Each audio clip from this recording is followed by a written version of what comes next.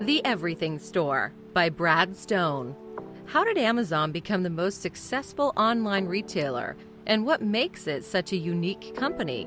The Everything Store is the first conclusive work written on the roots of Amazon and its founder, Jeff Bezos. The book won both the Financial Times and the Goldman Sachs Book of the Year award.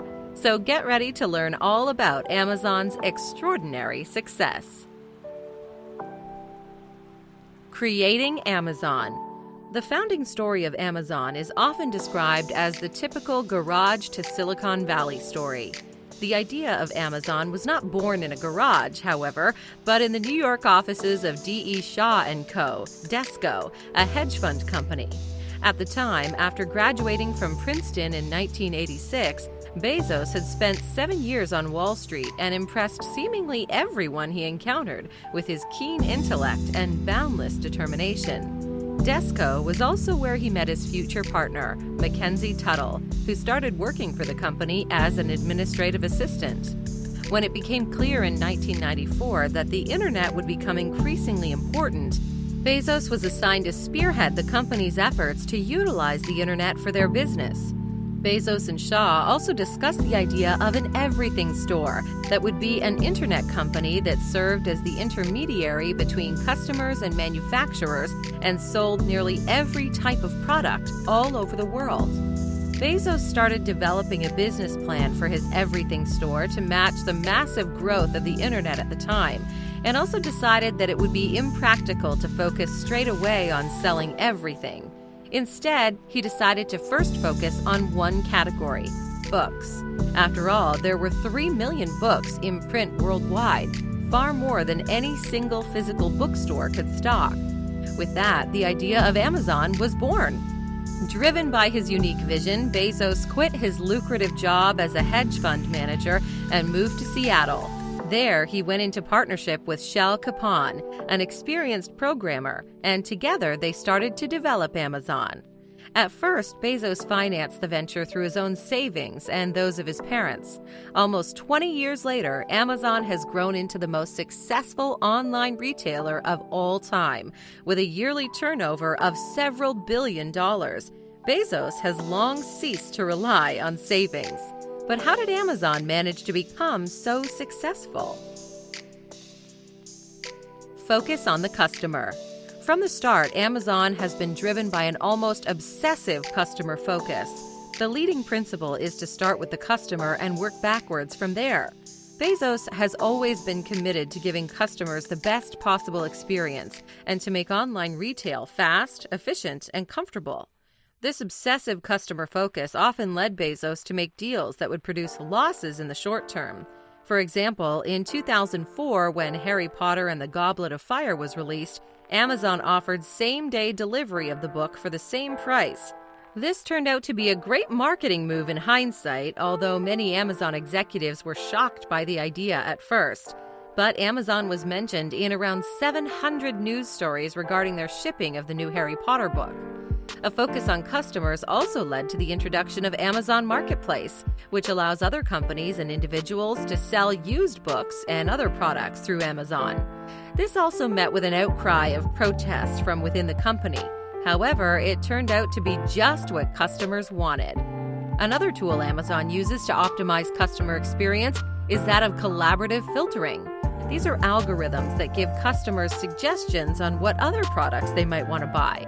Collaborative filtering led to one of the biggest fights between Bezos and his marketing executives in 2010. Customers who had been browsing the sexual wellness category were being sent personalized emails with similar products. Bezos believed this caused embarrassment for his customers, but the marketing department tried to convince him that the emails were producing quite a few of their sales. Eventually, Bezos won the fight, and a central filtering tool was adopted to ensure that no sensitive products could be promoted, since no amount of revenue was worth jeopardizing customer trust. Stone describes another example of Bezos' commitment to customer satisfaction. When Bezos receives an email with a customer complaint, he sends it on with a single question mark at the top. This is like a ticking time bomb to his employees. It means they only have a couple of hours to react, solve, and explain the problem to Bezos himself. Often, this leads to them being closely scrutinized over the next few weeks or even months. Focusing excessively on the customer, however, has often led to the neglect of employees. The savings made in the running of the company are directly used to increase customer satisfaction by reducing prices on Amazon. For example, employees are paid at market average. There are no free snacks or food at Amazon headquarters, and employees even have to pay for their own parking. On business trips, executives pay for their own flights and stay in double rooms. How does Amazon work? Amazon is defined by a unique company culture that reflects the unique character of its founder, Jeff Bezos.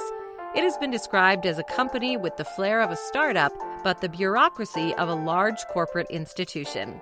Others have called it relentlessly innovative and disruptive, as well as calculating and ruthless. Ever since the founding days of the company, a focus on getting things done quickly has been a defining feature. Bezos founded Amazon because he believed he needed to move fast at the time, and he still believes that things need to move fast in order to stay ahead of the competition. This often results in extraordinary amounts of pressure being put on the employees. Bezos' leadership style has been described as extremely demanding. Employees quitting Amazon see the work culture as almost cult-like, but many of them also return to working with the company, admiring Bezos' ability to motivate and drive people. Former employees who went on to work with competing firms such as eBay have, however, been threatened with legal action in the past. Moreover, present employees are continuously examined. In departments with more than 50 people, employees are often top-graded by managers, with those falling in the lower margins being let go. This is in line with Amazon's overall work culture, which is extremely confrontational. Bezos believes that the most fruitful ideas come about during arguments, which is why he puts a great emphasis on voicing disagreements. In fact, communication is seen as so superfluous that for meetings, employees are asked to prepare 6-page documents outlining their ideas. At the beginning of every meeting, attendees must read the documents before anything is being discussed. Bezos believes that formulating ideas in such a conscious way means they will be articulated more soundly. There is also a strong focus on numbers in meetings. These consist of Excel spreadsheets rather than customer anecdotes, true to the motto, "Data doesn't lie." This focus on numbers has also led to the laying off of staff since computers and algorithms often perform better on tests than humans do. Focus on long-term goals. Another defining feature of the company's culture is frugality. Bezos believes that having to make do with few resources fosters creativity and innovation. That is why employees at Amazon must make do without the usual comforts expected of a company this size.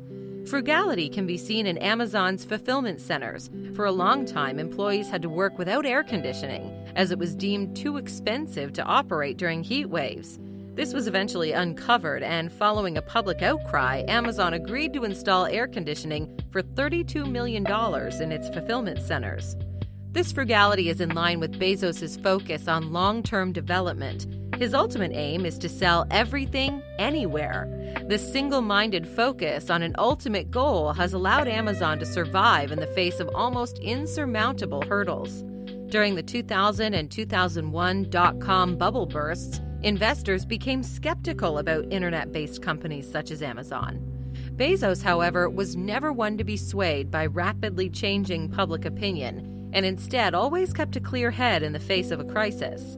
Bezos' strong, long-term focus discouraged investors at first, but eventually he managed to convince them. During the troublesome years of the early 2000s, Bezos invested heavily to improve the infrastructure of his company, which eventually paid off in billions of dollars of profit. To truly follow a long-term vision, risks need to be taken. Employees at Amazon are encouraged to try out new things. The Just Do It award is given out to anyone who tries something out on their own initiative, whether successful or unsuccessful. In line with the company's frugal culture, the award given out is not a monetary prize, but a pair of sneakers from a former professional basketball player. One employee received the award for grabbing his laptop during an earthquake at the headquarters to check whether the Amazon website was still up and running. Expanding the everything store. One of Amazon's most visionary expansions was the development of Kindle. In 2004, Bezos realized the possibly endless popularity that ebooks would enjoy and dedicated some of his employees to work on a top-secret mission, Lab 126. 3 years later, Amazon unveiled the first Kindle, which launched in direct competition with Apple's e-reading device. Bezos' vision for the Kindle was to make it so easy to use that your grandmother could use it. And his obsessive customer focus paid off. The Kindle became the most successful e-reader on the market, revolutionizing the book industry. It allowed users to quickly download books well below market price through a free 3G network called WhisperNet, something that had never been done before. The original Kindle was sold out within a couple of hours. Amazon has long ceased to be the only everything store. Less well known but equally crucial to the company's success are the Amazon Web Services. Launched in 2006, these cloud-based computing services lease out server space to other companies and startups. Amazon has made the transition from being a startup to giving others a leg up. Bezos' unique personality also shows itself in the many side projects he's taken on since founding Amazon. Most notably, he founded Blue Origin, a rocket company designed to make space travel cheaper and safer for humans. Bezos is driven by a vision of making space travel part of the everyday experience. He has also invested in Clock of the Long Now, which is being built inside a mountain on his ranch in Texas. This clock is supposed to only tick once a year and will mark the passing of millennia. Bezos believes that such a clock gives people the necessary long-term focus and framework for seeing time in a different way. Final notes. Amazon has prevailed against all of the hurdles it has come across, largely thanks to the long-term vision of its founder, Jeff Bezos. He has installed the company with his own flair, making it simultaneously incredibly innovative and extremely demanding. While being an intensely controversial company, one cannot help but admire Amazon's stellar success. The Everything Store provides the first in-depth look at the behind-the-scenes workings of the largest online retailer in the world and has won multiple Book of the Year awards. If you are new to the channel, hit the like button and don't forget to subscribe.